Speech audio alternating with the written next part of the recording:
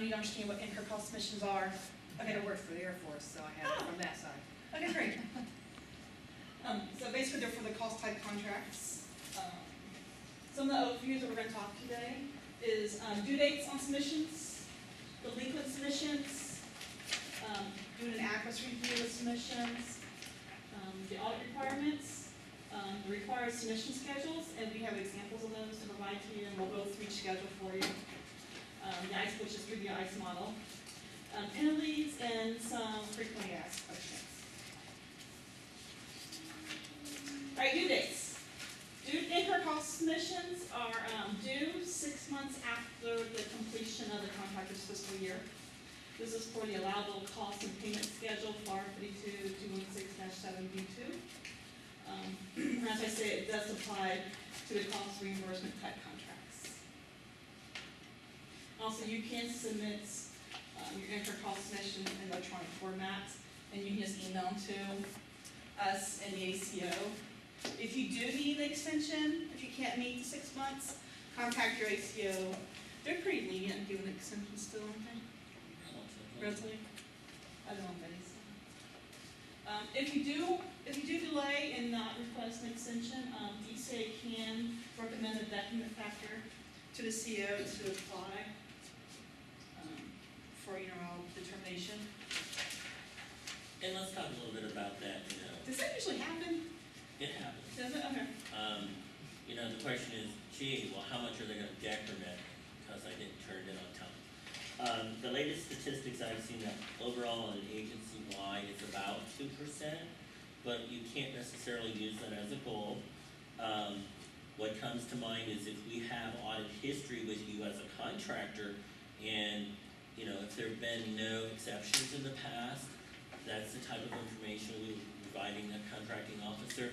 If we have a history, for example, that we've had a lack of sufficient documentation, and it's 15% of your dollars have been questioned in the past, that's the type of information we're providing them. So, if you're a new contractor, this is your first experience, it's more likely we're going to talk about the agency-wide average. Is it an automatic? No. In the sense that, say for example, your fiscal year ended 12/31/2015. Your submission is due 6/30/2016. We're in October. We don't have it yet. It's late. Is that going to cause that contracting officer to issue that decrement now? No. We're going to reach out to you and ask, hey, by the way, where's your incurred cost submission? And there will be some correspondence before there's a nail hit that, okay, we're going forward with the decrement. And it's that administrative contracting officer's decision about whether a decrement is applied. DCAA's information is only advisory. Any questions about that?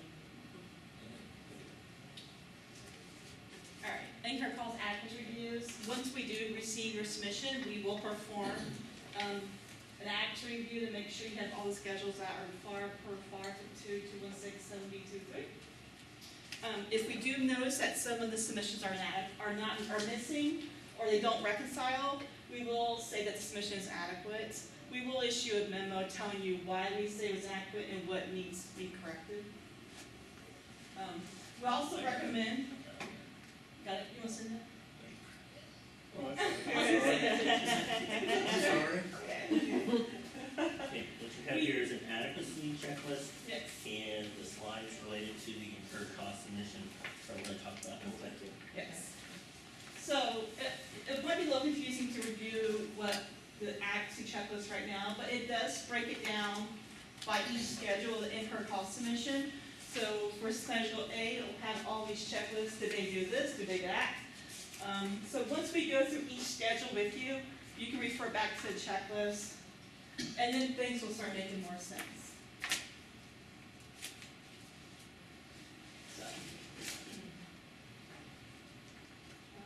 So as we said, the audit requirements, FAR 31201-2D requires contractors to maintain records and supporting documentation to demonstrate allowability and applicability of cost. They also require you to use FAR 31205, which is, if you guys are familiar, it's for unallawables. to make sure it tells you what is allowable and what is not allowable.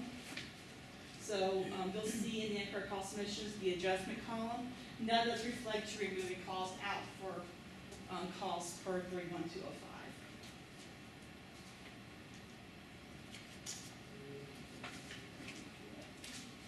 This is just some examples of what's under FR 31205. We're going to provide you just a couple examples. One is for professional and consultant services costs, and we'll also have travel on the next slide. Just make sure you guys have a familiar site with 31205, so you're aware of what is allowable and not. It also will help you segregate the cost, removal costs, of the incurred cost submissions. Like FAR 31205-33, the professional consultant services. This is just what tells you what is required and what's not allowable. Details of all agreements must be provided with the individuals, organizations providing the service, and details of the actual service performed. Also, the invoices and billings are submitted by consultants, includes sufficient detail as to the time expended and the nature of the actual services provided. How many hours do they work? Because you have, as the prime, you are responsible for consultants because you have to bill those costs. So how many hours they work? Do they have timesheets? Do they provide you the timesheets to back those up? Also, the consultants' work products and relate documentation such as the trip reports, indicating the person's visit and the subjects discussed. Minute meetings, they have to go into a meeting. What will they discuss there? You know, you just want all support to show what they relate to, especially when it's during a trip. Like for travel costs, you must have the date and the place, the city, town, or other familiar, similar destinations of the expenses. What was the purpose of the trip? Did it relate directly to the contract? You know, or does it relate more indirect for the business as a whole? And also, who was the person who attended the trip, their title, and their relationship to the contractor? So, in those instances, for example, where you might have a contract clause relative to travel, and that you need contracting officer or his or her technical representative's approval, it's important to have that right along with that package so that, you know, if we're looking at contract requirements, and we're looking at the physical documentation, that all the pieces of the puzzle are there. I like looking at travel. I think it's nice. Simple. In these two that are mentioned, the professional consultants and the travel, Yeah. these are two areas where traditionally documentation becomes a big player in the determination of the allowability of the cost. I know at one large contractor, DCAA took exception to $25 million because of the lack of sufficient support. Now, as to how it actually got resolved in the end, I don't know that at this point, but it's about having the pieces of the puzzle. Yeah, a lot of times they're travel, they have to quickly leave for a quick meeting or unexpected meeting, so they don't think about all the documentation that they need to provide with it. So for small businesses, you know, usually there's a form and they fill out a lot that goes with it. All right, so those are just a couple examples of the unallowable costs. We're here mostly to talk about the ICE model. ICE stands for Incurred Costs. Am I going too far? What's it? Okay. It's just different. That's all right. All right, ICE anyways, it stands for Incurred Costs Electronically model. And it basically provides contractors with a standard user-friendly electronic package to assist in preparing timely and adequate incurred cost submissions. ICE will help you because it will help you prepare your submission and supporting the audit. It also helps reduce the time preparing the submissions because if you look at we go through all the schedules, they kind of flow together. So a lot of times what's reported in Schedule A is actually coming from another schedule. So it all is related to each other and linked very well. So, and also by using the ICE model, if you use it properly and do your checklist, you should have an adequate submission, most likely. We're hoping. All right, like I said, some of the benefits is being user-friendly. It includes all the schedules required for an adequate submission per FAR 52216-7. It also provides some optional schedules for the contract's convenience. Now, we're not going to go through those, but usually most of the schedules, like the contract brief, we had a prior training on contract briefs, so I think Jim still has those available online. So it helps you document your contract requirements, any exceptions, any requirements that you need. There's a labor rates requirement, you can list those in there. The dollar amount for the contract, so it's very nice so you don't exceed your contract value. Am I in the camera one? Don't worry about I was only talking to these 4 people, so. it. It's all right. I don't wanna. Alright, it also provides a mean to increase efficiency since it saves hours and less days. Like I say, it's user friendly. Helps to create an inventory of electronic files that can be used for years to come, and to compare facilitate costs. Do some contractors still use their own? Yes, there are some that have built their own models. I just know one from Yeah. down here. I'm not going to make a I'm not either, plug- but I'm I'm not going to saying. make a plug for it, but I will say this, I mean, most DCAA auditors understand the model, the way it's put together, and let's face it, if you know how to drive from home to work, you've got a set route, everybody knows it, we're good to go. And if we run into a detour and we've got a different type of model, it's a little more cumbersome maybe for you to put it together the first time, it's a little cumbersome for us. But there is a question later in here, must you use the ICE model? Yeah, the answer is absolutely not. It's a tool that's out there to help facilitate the process. If you decide to use it, so be it. If not, that's okay too. We have some contractors who've been around before we generate the ICE model. So they like their old ways, it's worked for them, and they're not changing, so. That's okay. Okay. On your incurred cost submission, these are the schedules that Martin and I are going to go through with you. The first one is the Schedule A. I believe the dollar amounts, Do you want to open up the model at this point? are those numbers the same? I think we're good right now. Do you think we're good? Yeah. Can you read those? The numbers are the same as what is on the hard copy, so you can see that. Okay, we're gonna start with Schedule A. And basically what this does is this summarizes your schedules from B, C, D, E, and F. Mostly. It'll tell you where the numbers come from. So like say you have an overhead pool. You have your pool and has your dollar amounts. And it'll tell you this pool amount is coming from Schedule C. So after we go through Schedule A, we'll go to Schedule B and C. So you can see what comprises of the 510, 610 dollar amounts. And then they'll take your Schedule E, which is your allocation basis for each of the rates, plug it in here automatically, and it'll give you a rate. So basically, this schedule here is just summarizing your rates for you.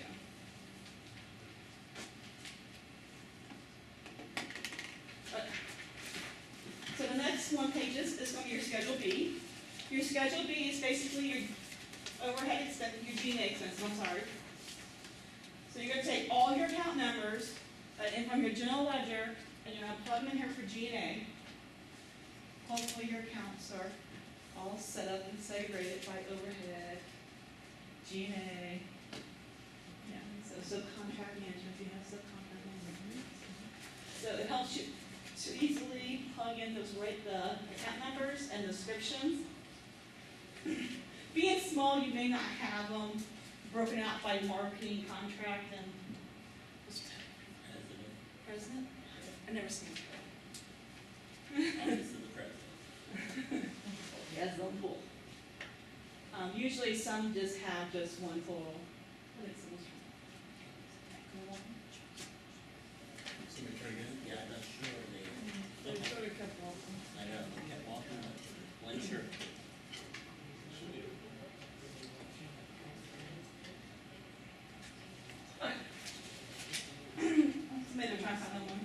basically you take your total pool expenses, and then like we said before, you're gonna go through your FAR 31205 to show all your adjustments that you're gonna take out of your pool, and it's going to give your claim. Now there's a reference on the side. If you do take some adjustments out, it's always good, like for G&A, the next page, there's an explanatory notes. It's always good to mark down why you took out those adjustments, what was it based on. You know, back in the old days, it took us a few years to come and do audit fees. So, you know, sometimes I forget what that adjustment was for. But we're caught now, what about 18 months now?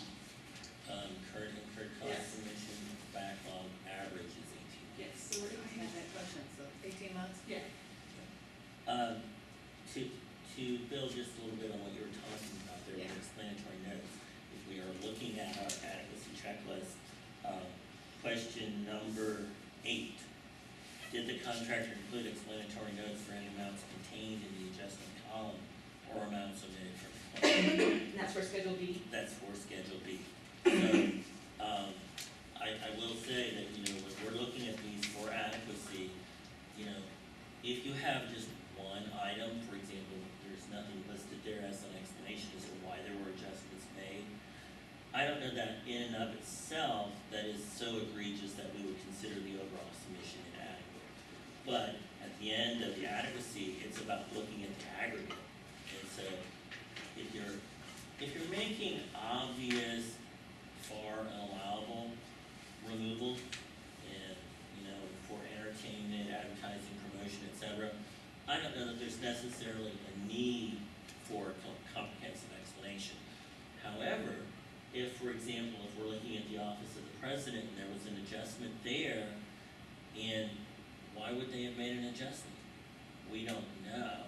And so in that type of scenario, you know, it's a little more prudent to try to put the documentation there so that we understand. So as you show the total claim pool for G is 271,023. So if you went back right there, G&A would be right there. So it automatically links it to Schedule A. Okay. So the next one's before it goes to speed, but the next one is scheduled on our hard copies. Is Schedule D. Schedule C was overhead. On the corner, I'll tell you which schedule is in the top corner. Yeah, Schedule C, which is overhead, which is, you know, you take all your overhead accounts, include them, take all your adjustments out, and you'll get your total full expenses, your overhead. And then the next schedule was Schedule D. This is just your occupancy expenses. Some small contractors don't have this. It just comes to your size. So you take all your accounts that help us towards the occupancy, and then you develop your square footage to get your total amount that you get allocated out. Getting out of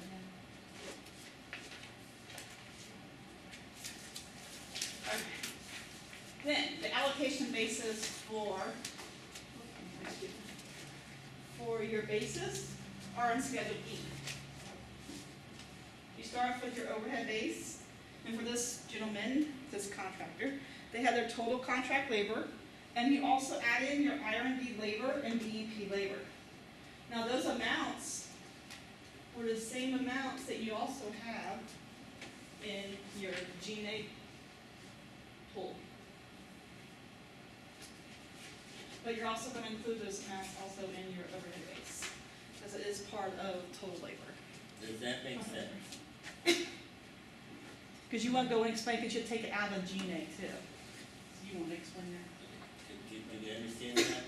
Or questions about it? You can explain it. Okay.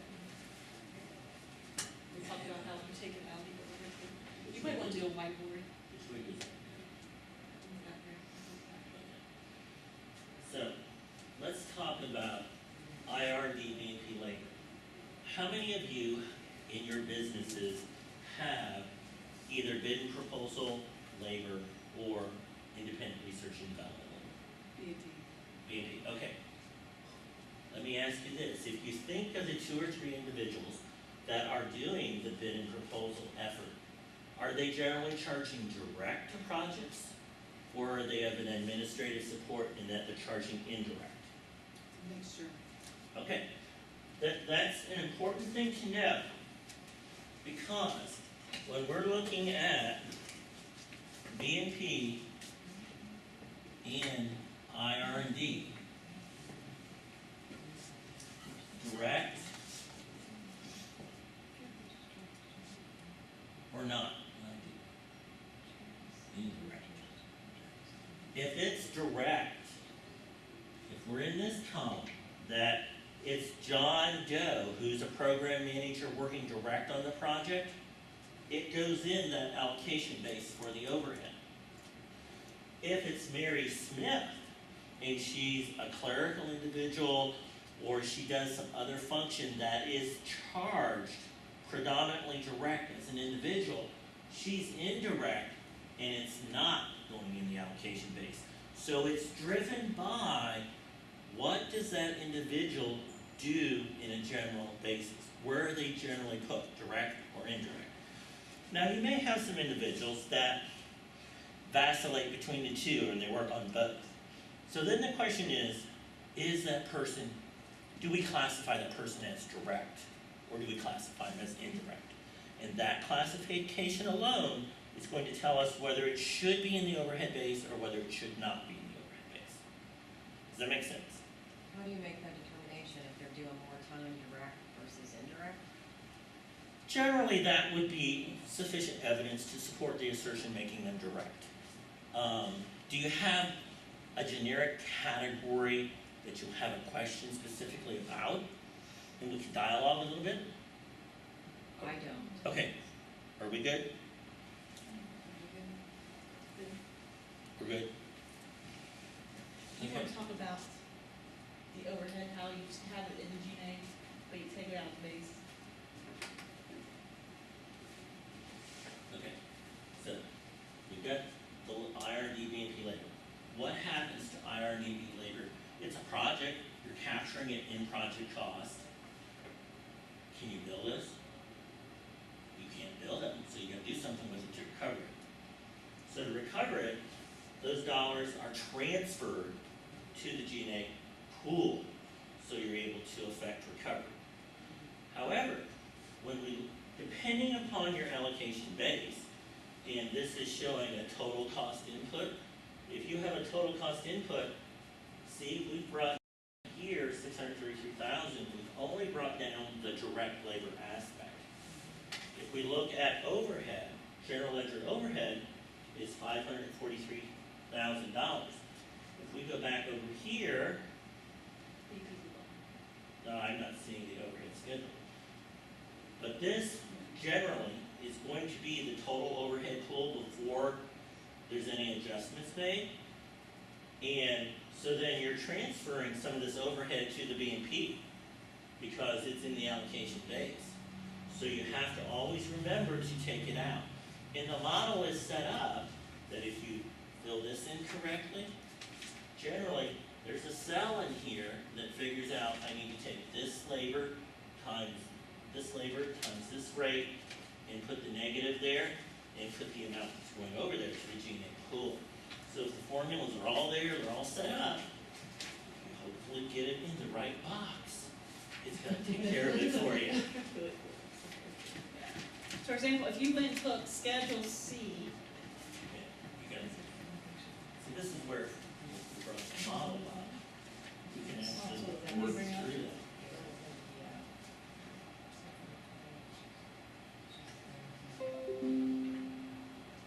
you want to start with B, or you want to C to show the total? Go ahead, maximize it. And then let's go to schedule, this is C1. Yes. Let's scroll to the bottom, because this will reinforce what we're talking about in the overhead.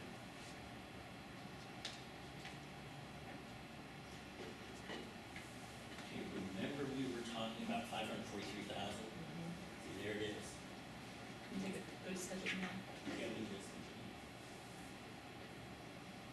And see, that's where this is coming from, and we'll scroll just a little bit, and that's where it's coming into our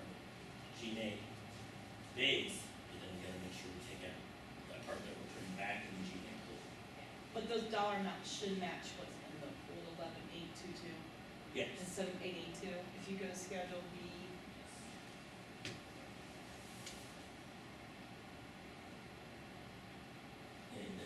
the 1182. Yep. And you're taking it from the GL before you make the adjustments. Does that make sense? Does it? Does it make sense? Ask questions, we're here. We take any questions. Yeah, I'm just thinking about it, I have to thought for a few minutes. Okay, to me, favor. Sheesh. Flavor. Let's go to Schedule E for a moment. When we're looking at this line here, it says before adjustments. And why are we bringing in the overhead before adjustments? If we look up above here, scroll to the overhead, top there, you see they took $33,000 out. But we're saying, no, we're gonna put $544,000 into that allocation base. Why do we do that? Because that $33,000 is an allowable cost. You always wanna make sure that if you have unallowable cost in a cost element that's going into an allocation base, the unallowable costs have got to remain in the allocation base so that they pick up their proportionate share of whatever the pool costs that are being allocated. The model takes care of it, but if you encounter that situation and we need to dialogue a little bit about it, by all means, feel free to contact DCAA. We can talk about the conceptual aspect of, you always want to take the unallowables out when you're calculating the physical rate that you're going to claim when it's in the pool. But when those pool costs are going into a subsequent base, like the overhead is going into the G&A base, you have to make sure the unallowable costs are in that allocation base. Can you talk about how you develop a computer, a BPO, when you're using the rate for adjustments? Is that correct? That is correct. If we look at Schedule B, that's why here, it's this overhead is calculated with the full rate, we're reducing it out for the unallowables that are associated with that, or the unallowables associated with that, and so we're claiming only the net amount, exclusive of the unallowables. But hopefully that computes it for you, though. The ICE model will compute that for you with the correct rates. We have enough of that. You want to go back to the other model, or do you want to see this?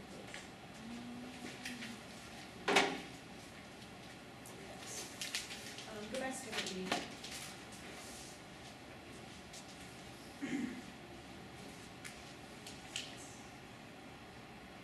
I'm not most right. There you go. All right, just some things to Schedule E. The schedule details your claimed allocation basis. Make sure you put all unallowables in here. Unallowables are removed from the indirect cost pools, but the unallowables remain in the allocation base, which mine say. So if you remove costs from your overhead pool, you have a total cost input G&A base. Make sure your G&A base includes all overhead expenses before unallowables, regardless of the allowability.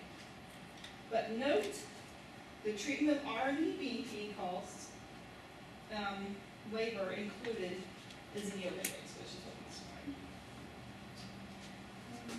So basically, and also make sure whoever uses your allocation base has a causal beneficial relationship to your pools. So make sure you follow 31203, follow 31203 for that. Schedule F.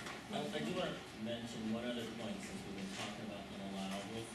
That is, in your G&A pool, you may have some unallowable costs. They do not go into the G&A base.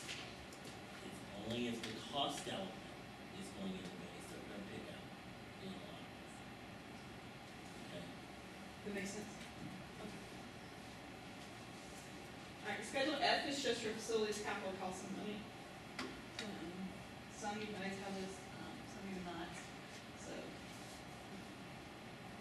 F-1 will help you compute your net present values. So it takes your land buildings, food, property, equipment, vehicles, office equipment, to help get you to your total allocated.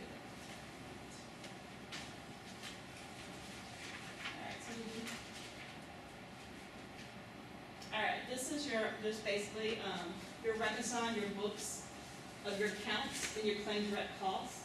So basically what this does, this schedule summarizes Schedule H, which is the next one over. Actually, after G has one. You want me to go there? Go back to G. No. Okay. So basically, it'll tell you that this is coming from the summary of Schedule H, which Martin's gonna take over and discuss. But if you go to G-1, I think, G-1. This one? I think this is an important schedule to me. I like this because you're taking your general ledger detail amount, you're comparing to what is in your job cost ledger, and you're trying to see if there's any difference. So, if there is a difference, make sure you, if you can, explain what that difference is for. But you just make sure what's in your job cost and your general ledger do reconcile mostly.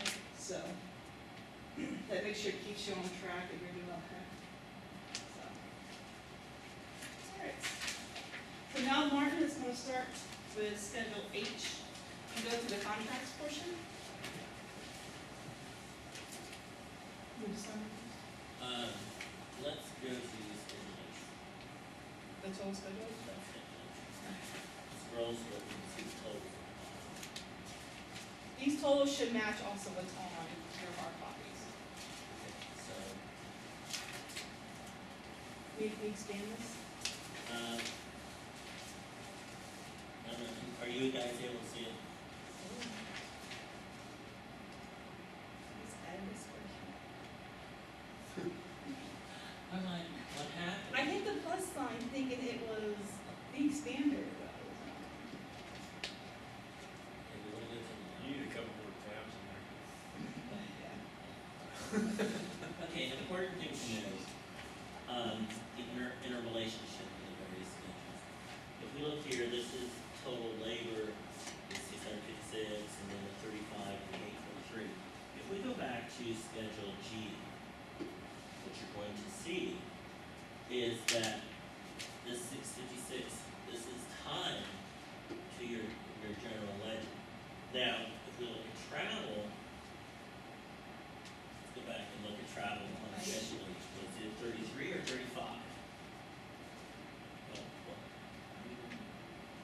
There we go.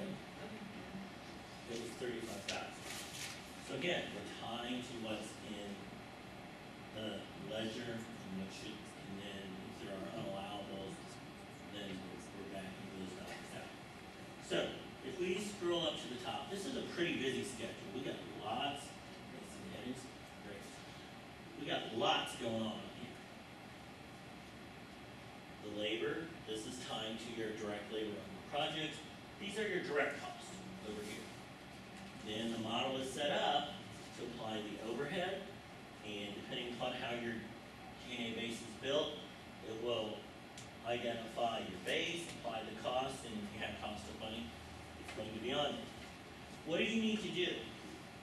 Most importantly, for cost type here, you're going to list those all together. You're going to list your T&M or other flexibly priced, lump them together.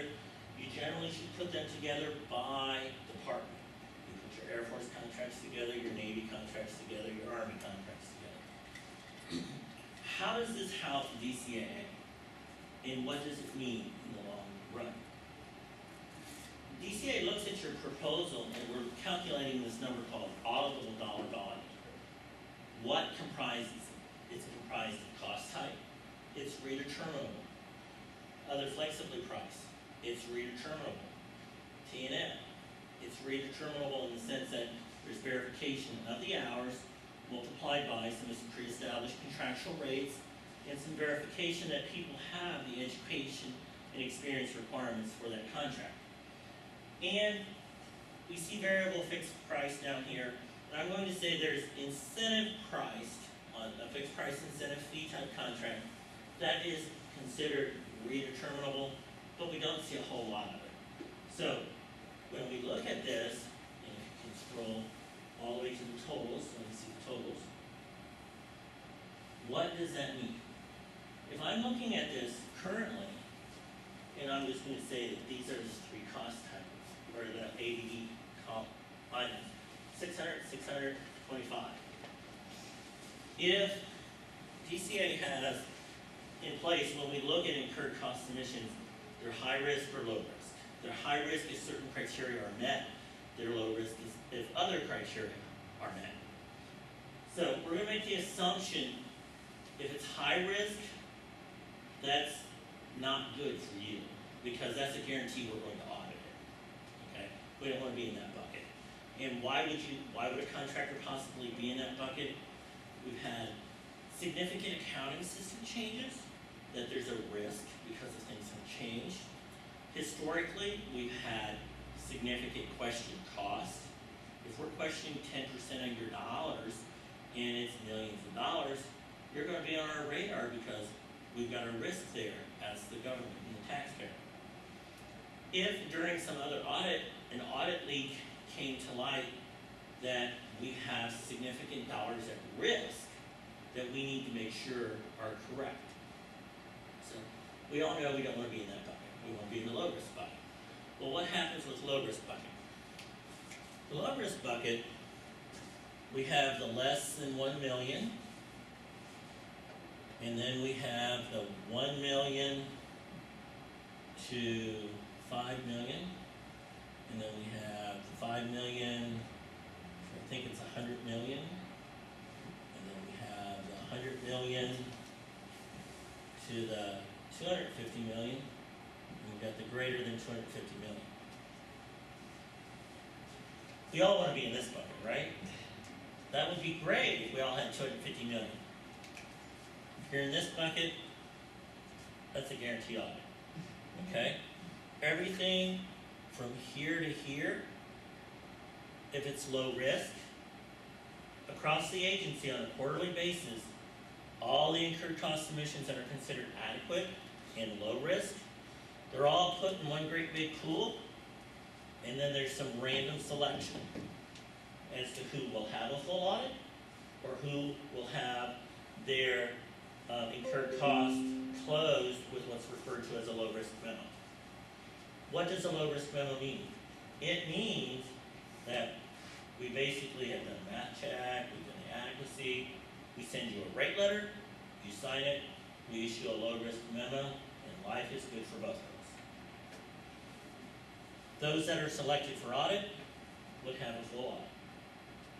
So, the goal is we want to be in that low risk, or we want to be greater than 250 million. If you're in this bucket, the 100 to 250 million, 1 out of every 3 years must be audited. So if you've had year 1 and year 2 and you weren't selected this way, year 3 would be an automatic. But it's about risk, dollars, and do we need to do the audit? So if I'm looking at this and I have 605, 623, and 25, I've got maybe 1.3 million. If that's a low risk contractor, it's going to go in this pool. It's a good thing. Let's see, there are a couple more things. We talked about ADB, we talked about TMs, grants. We should be listing grants on here. Total cost.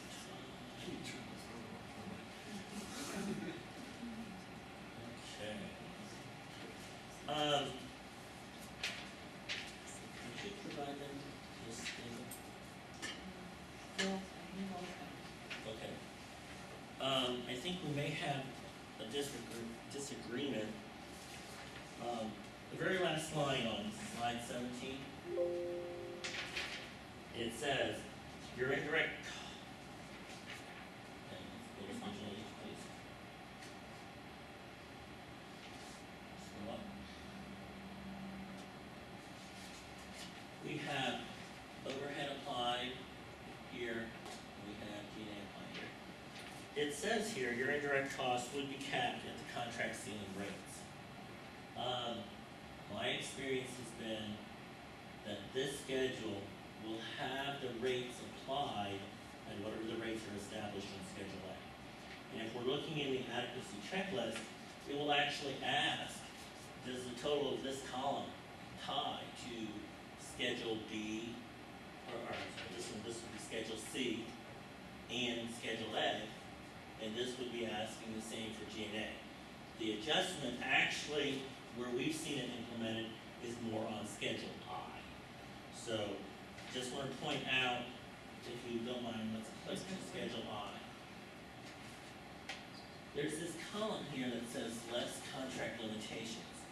So if you have an indirect rate limitation, this is where we're seeing that adjustment input as compared to making some adjustment on Schedule H. Because Schedule H is intended to tie to the actual cost.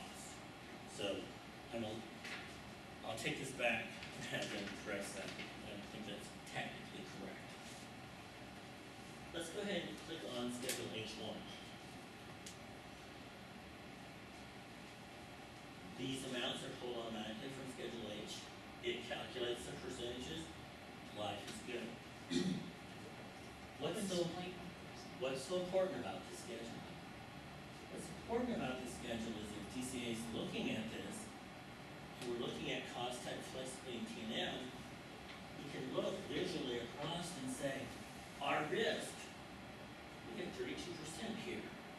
Or if you have predominantly, and assuming you I know have labor hour type contracts, T&M type contracts, if the predominance of your work is T&M, which is the inverse of what we have here, but if the predominance of your work is here and it's T&M, do we have a risk to audit those overhead costs?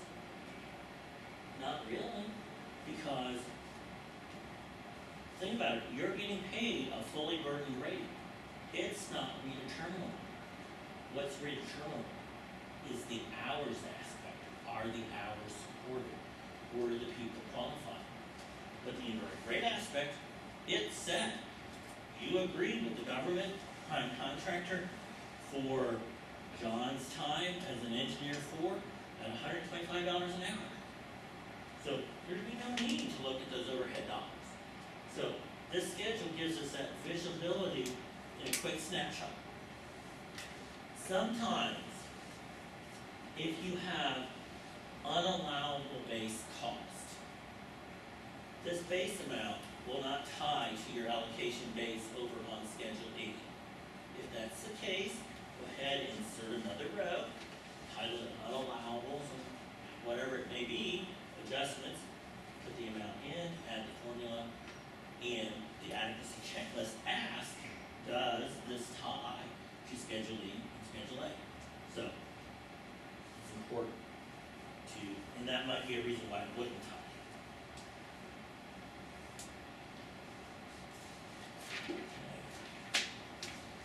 Talk about Schedule I. Another busy schedule. Got nothing to do on a Saturday morning. Look at this schedule. What does it have here? Important thing, make sure we've always got contract numbers here. To be honest with you, new contractor this year submitted an incurred cost submission, and I just had to enjoy the humor of it. Had labor on this line, had materials on this line, subcontracts on this line. It's like, it's not a contractor. But okay, we coordinate it, work through it, and life is good. If you have a delivery order contract, you need to have the delivery orders listed. Why is that important? Because each delivery order has its own cost, fee limitations. If you have a cost type contract with different CLINs that have their own cost and fee limitation, you need to list this CLIN number, CLIN number, CLIN number, CLIN number. Subject to penalty. What type of penalties are we talking about? Anybody know? Penalties for indirect costs. And we'll talk a little bit more about it, but if you, as a contractor, were to include expressly allowable costs in your incurred cost rates, then they are subject to penalty. Yes. So, we should see a yes or no in that column. Generally, if you have a contract under $750,000, it is not going to have penalties. But if you look in your contract, and most times if we're looking at contracts, I just do a control find for penalty, and it will pop out if it's in there. Difference between prior years settled and prior years cost. What this column means is, if they're settled, that means a rate agreement has been affected. You've got to sign a rate agreement with the government that says these are the exact rates we applied for that year, and they're considered closed from an indirect rate perspective. Prior year's cost, this would be a year where you have submitted an incurred cost submission in DCAA and where the government has not affected a rate agreement with you for those rates. So if I'm looking at a ABC and we have audited through 2013, those costs would be here, 14 would be open, and 15 would be the current year. And so it's that type of philosophy.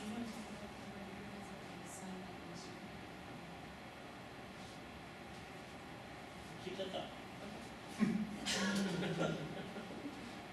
So then we're talking total cumulative here. Less contract limitations, etc. We talked about indirect rates. What else might be a limitation that we might see in that column? For example, if your contract says there's a limitation on travel of $10,000 and you have spent $14,000, that travel that is over would be a contract limitation. If you as a contractor encounter the unfortunate situation, you're working to complete the contract and there's a funding limit of $1 million for cost and you have spent $1,100,000, that excess amount would go into that limitation column. Because the net cumulative or settled amount here, this column, should never exceed the cost limitation in your contract. Does that make sense? Okay. These columns here are looking at your public vouchers that you're submitting, identifying the number, the date for which it's billed, the amounts that have been billed, and keeping in mind this is cost. Some contractors think bill, put the total amount billed and it's inclusive of fee. It's going to give us a false sense of what's in this column. So it's cost. And then we want to know if it's physically complete. Because if it's physically complete, and we've got this done, and we issue the low risk memo, the contracting community can take this, and we usually attach what's called a cumulative allowable cost worksheet, which identifies the costs that are allowable through that point in time, and they can close the contract without any more interaction from DCAA. We're trying to help them along, and once they've got it, they can go do what they need to do. Your comment? Oh, just after we do our incurred costs, either the low risk or the audit, we do provide you an incurred cost rate agreement for you to sign. Does it include this cumulative cost and stuff? And a cumulative allowable cost worksheet is attached if we have agreement on cost.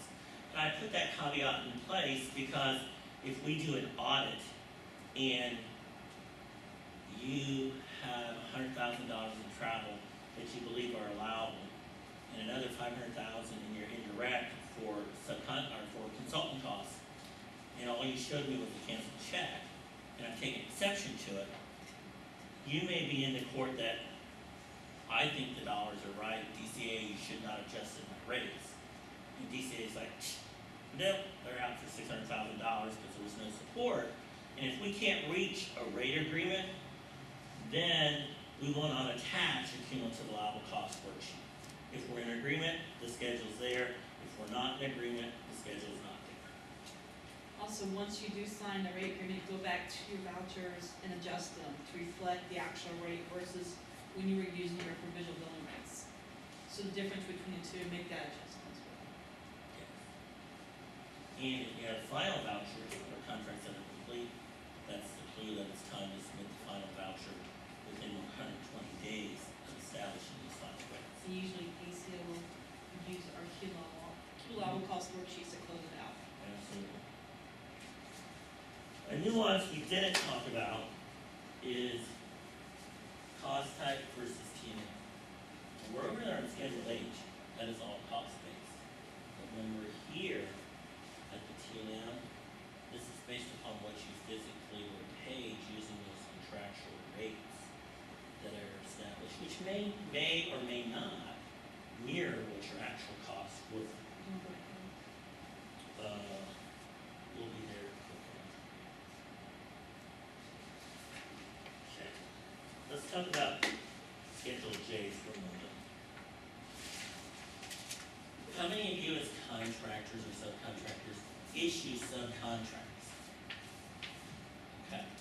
So, if you have issued a subcontract and you have a contract that is cost type in nature or T&M in nature, the clauses flow down to your subcontractor. As such, what we need to know is for your subcontractors that you've issued, obviously you want to identify the number of the document, the prime contract number, the value of the company, and the rest of this data. Why would that be important to DCAA, you ask? Well, from a risk perspective, if you have an $8 million contract and $7 million of it is being subcontracted out, DCAA has to think about, well, we have a concern about the dollars that are coming from that other company. Do we need to go get an audit on them? If, for example, let's use ABC Contractor, let's assume it's Boeing. The likelihood that DCAA is at that Boeing auditing those dollars may be greater than if it's John Blow doing contracting.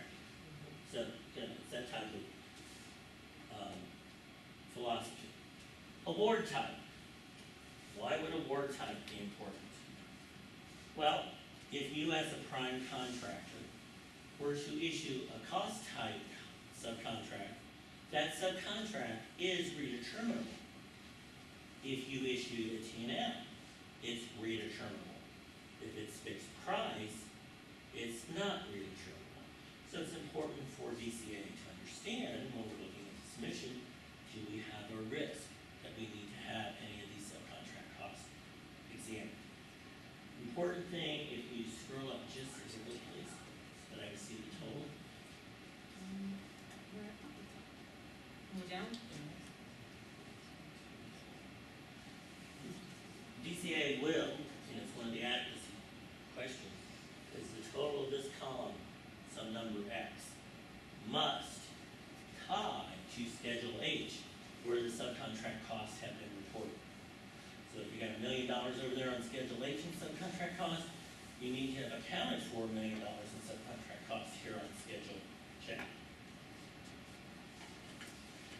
Okay, let's go on to Schedule K, T&M. So if you have a T&M, labor hour contract or something of that nature, okay, That's pretty now, that's pretty. okay, you're not getting seasick here. You list your labor categories here. You identify your rates coming from your contract or subcontract. You identify your labor hours coming from your job cost system. It mathematically calculates out. If you have material costs, travel costs, or other costs, and if there's applicable indirect rates applied, and you come up with some total number, and that is the amount that's linking over to your Schedule I. Because T&Ms are based upon build as compared to cost type, which are based upon actual cost. So, there's generally a comparison on DCA's part, material costs and travel costs. These two cost elements should tie to Schedule H. It's an interrelationship type thing that should match. The labor obviously will not, and if there's G&A applied to just these cost elements, it's not going to tie either because there's G&A costs over on Schedule H that are part of the labor cost being billed here. Any questions? And let's go into the exciting one. Now, payroll. Who doesn't love payroll? Particularly when it's in my payroll check, right? The important thing here is, what this is doing is, you as a contractor are reporting to the IRS, an external third party. There are certain penalties if you don't report or you fail to report properly. And so this is a relationship analytical that, okay, let's list all the dollars for labor that you have in your submission, and let's compare it to what was submitted to the IRS. In most cases, it should tie, but for beginning and ending accrual adjustments.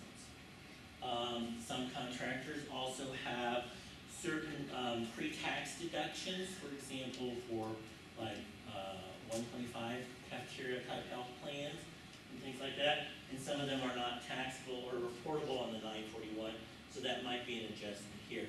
So depending upon the size of your company and the complexities of what you're doing in terms of compensation, there may be some additional adjustments here, but these are the basic ones. Questions about that? Cool. Schedule M is about listing agreements, disagreements, or listing decisions, agreements, etc. This is just about communicating to the government changes that have happened within your company during that fiscal year. If you have none for this, please annotate none.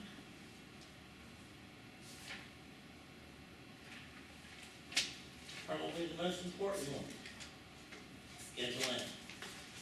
I can guarantee you, if you provide an incurred cost submission and there's no certification, it is classified as inadequate. Because we need to have that certification for it to be an official contractor assertion. So, who can sign and certify this? I'm not sure, what capacity are you in? Say you're the controller. Can you sign it? Is that going to make it good? She is the controller. Okay. I love it. Let's find a friend here. So you're the controller. If you sign that, is that adequate? Never done one. What do you think? Do you think if you're the controller, or you're the contracts director, or you're the program manager, and you sign this, is it going to? No? Why not? What are you asking? Is it gonna make the report correct, or is it just gonna I say would that you think it certified would that be. you were? Is You're the one that's doing all of it a sufficient certification? I would think so. I don't think anyone PM. authorized to bind the company. Yeah. Authorize the buying Yeah, company? a PM would not. Okay. A controller might. Technically, it must be signed at the vice president level or above. That's what I thought. So, sorry, you don't get a sign. As much as I'd like your autograph, it's not gonna work. It needs to be vice president or above.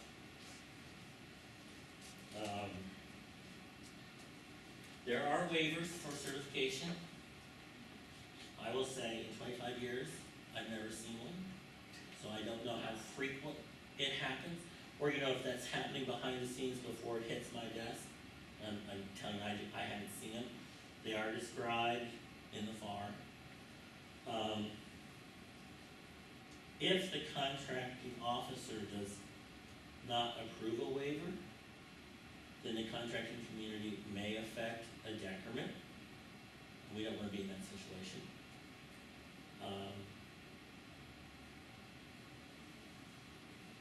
we talked a little bit earlier about penalties. We certify this, and there are expressly allowable costs in the submission. There are penalties associated with that. And this is applicable to all cost type contracts and fixed price incentive contracts in excess of $700,000 awarded after October 1, 2010. And that does change. I think that it has recently changed to $750,000.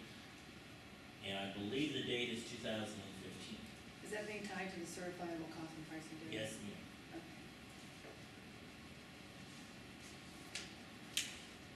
Schedule up. If you'd like to make this a little bigger. Yes, I'm not gonna lie.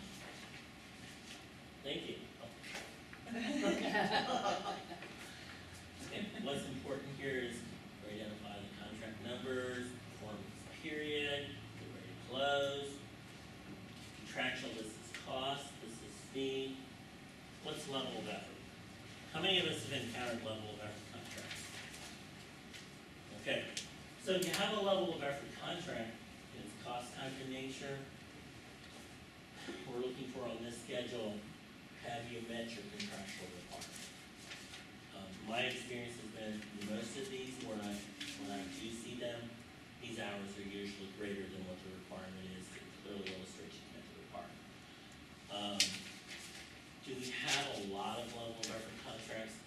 In the grand scheme of things, I'm gonna say probably less than 10% of contracts in submissions do I see it. So it's not real frequent, but if you have that instance, please make sure that we've got that information as well. And then with that annotated as ready to close, contracting officer using that information from our cumulative allowable cost worksheet knows it's ready to go forward. That is fine. I'm sorry. It's mine.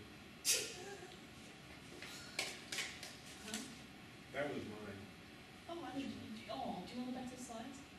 Yes, we need to go, or actually, let's go to the website at this point. Okay.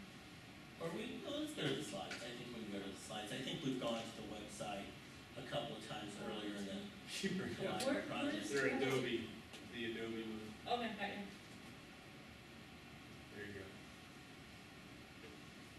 Let's scroll up to slide 26.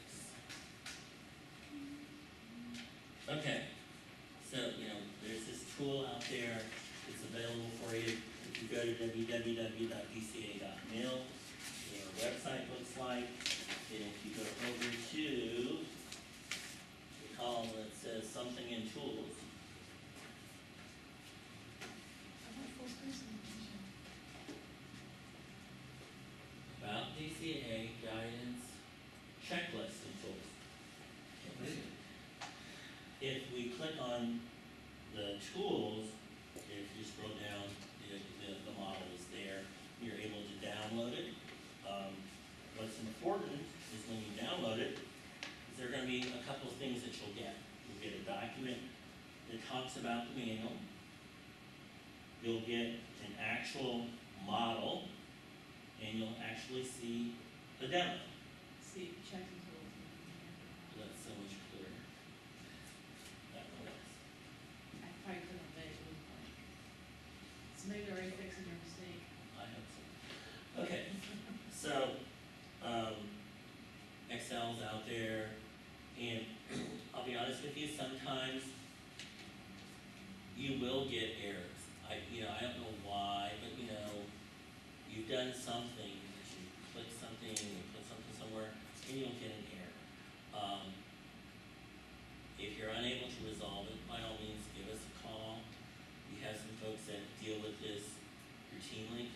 They might be able to answer it for us, or in talking with you about it, we might be able to say, oh, it's this cell and what you put in it that may be causing it. So I'm not saying we can always, bug it out, but, we'll work with you to see if we can figure it out. Okay, let's go to the next slide.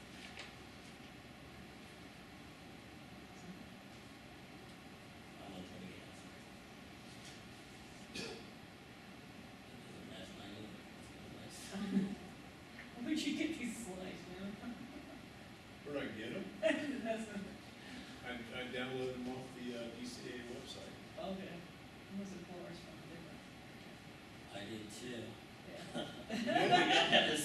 icebreakers. Ah, That's okay. The ICE program also provides some additional schedules in there that may be of interest to you, but are of interest to us should you complete them. These are supplemental schedules. They're not required, but they are very beneficial. One of these is a comparative analysis by pool and count. So if you think about what we saw on schedules B and C, where we have the expenses by the various pools, it will pull once you get to that second year. You can like reference back to the prior year submission, and it can do that comparison analysis so that you can see across the years how your costs are trending up, down, etc. There you go. If we want to go to supplemental A2, this is another overhead account. Let's go to A3. I think that's the supplemental 2. A4. I want to get to B. This is the direct cost. Supplemental B here is about compensation. There is a limitation on compensation for DoD employees. Particularly, okay, the limitation exists. Is the likelihood that there's going to be a compensation issue for small contractors in the 1 to 5 million or below? Probably not. But when you get in this up to 100 million or larger, potential exists. So if that's the case, it's important to be providing, your executives, what they're doing in terms of sales, if they're doing direct time. This would be more likely to occur with a small contractor versus a large contractor, but not necessarily. Base salary, bonus, pension, and all of these items, and it all comes to compensation. And then if there's a limitation, say for the sake of discussion, the limitation is $500,000, and your employee has $1 million, then you're going to have a $500,000 limitation, so that you're only claiming that limit of $500,000. So it just depends. There is a difference if you have DoD versus non-DoD. In that instance where you would have DoD and some other, say, Department of Energy, EPA, NASA work, the limitation is different. DoD has like a $500,000 or thereabouts limitation. The other one is greater than $1 million. So in that case, there might be a need to talk about blended G&A rates or possibly a separate G&A rate for DoD versus non-DoD, just because of the limitation requirements. Let's see, is the briefing, or Schedule C? No, it should be here. Okay. And earlier in one of the colliders, we talked about contract briefing. This captures the data. It's there as a form for you guys to use if you choose to do so. It's not a requirement, but it's got the basic data that we absolutely require when we're looking at it. And, if we think about the collider over the summer, we've talked about accounting systems and how it's important if you have a cost type contract and you want to ensure billing and compliance with contract terms, we need to have the briefing. We need to be able to see the process that you have in place to ensure you maintain compliance.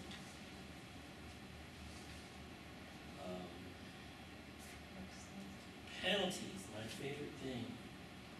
How many of us cringe when we hear the word penalty? First of all, DCAA only identifies what they believe to be expressly allowable costs. And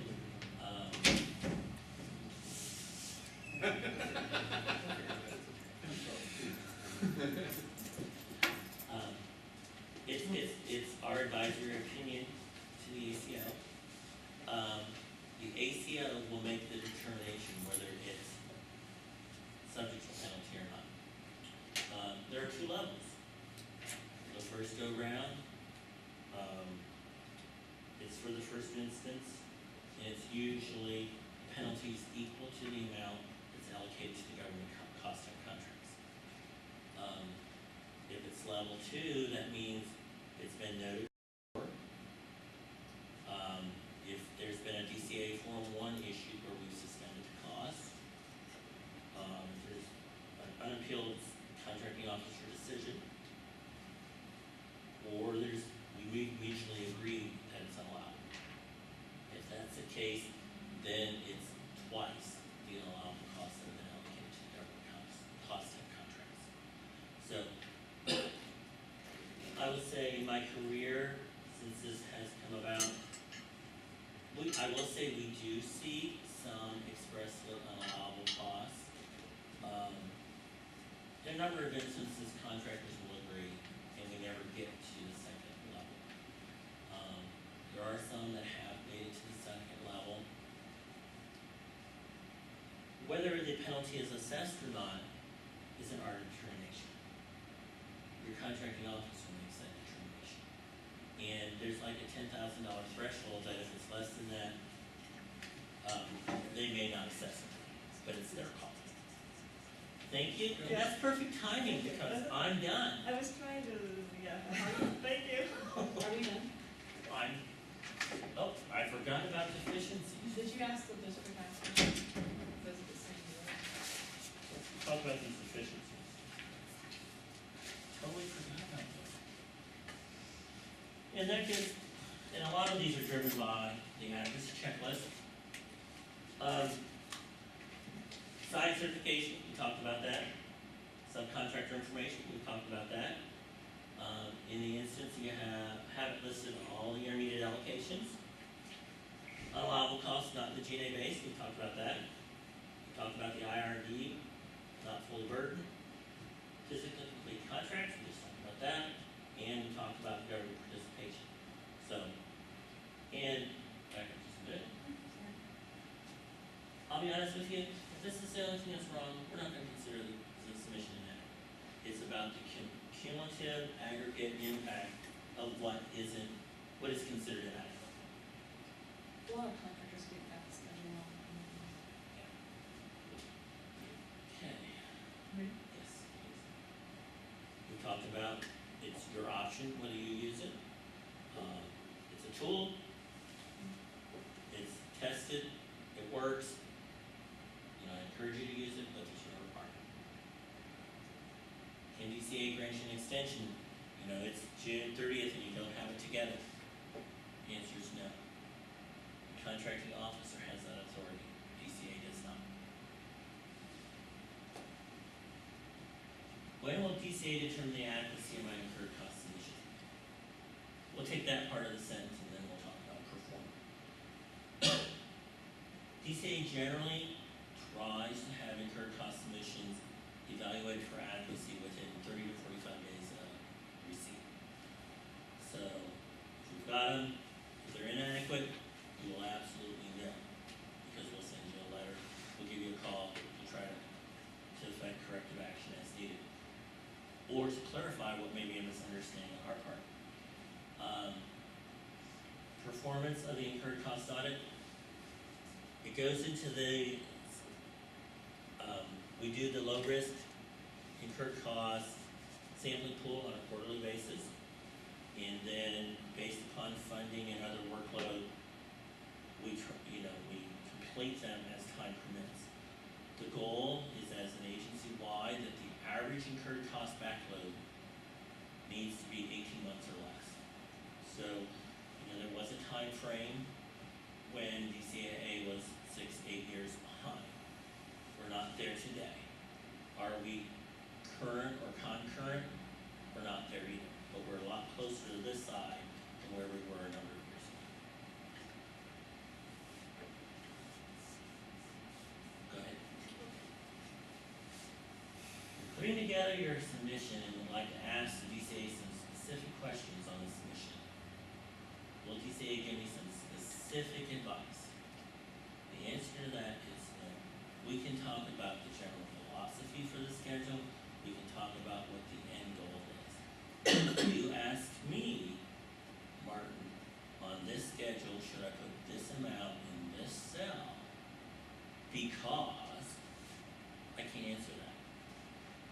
say, well, I want to put this number in my adjustment column, do you agree that I've got the right amount of executive compensation to pull out? I can't answer that question. And why? Because it's about the appearance of independence. We don't want to end up in a situation where the advice we have provided to a contractor results in a specific assertion by the contractor, and then we're auditing our own work. So that's the nuance about general versus specific. Okay? Questions? So our company is like 50-50. Commercial work might be above, it might be 51, commercial 49. Fifty, fifty. Yeah, so if and when we get to a place where we have to prepare one of these, I saw on some of those lines it talked about commercial business. Is that disclosed or is it just strictly all your government stuff? Okay, what needs to be disclosed is, it's on Schedule H, and at a minimum, there needs to be one line that says commercial, so that when we're tying out total direct labor in your job cost ledger, we can tie it out to the submission. Do we need to have a bird's eye view to the 47 different commercial projects that you have worked on? No. One line. Only because we need to get that cost from, commercial work into the base for your indirects. Because it needs to get some of the burden of that as well, the allocation of that cost. That's so the government doesn't get burdened with all the indirect costs. We Right. gotta spread out between your commercials and your fixed price and Right. your costs.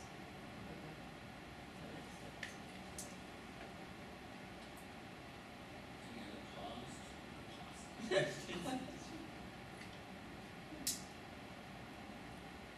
Well, something, you graduate to this, and that's the goal for all of you, is to, be in a situation where, we're going for 250 or greater. Hey, now Martin Luther King said it right. I have a dream. Let's not There lose you go. sight of that. I have a dream. That's a good one. It is a good dream.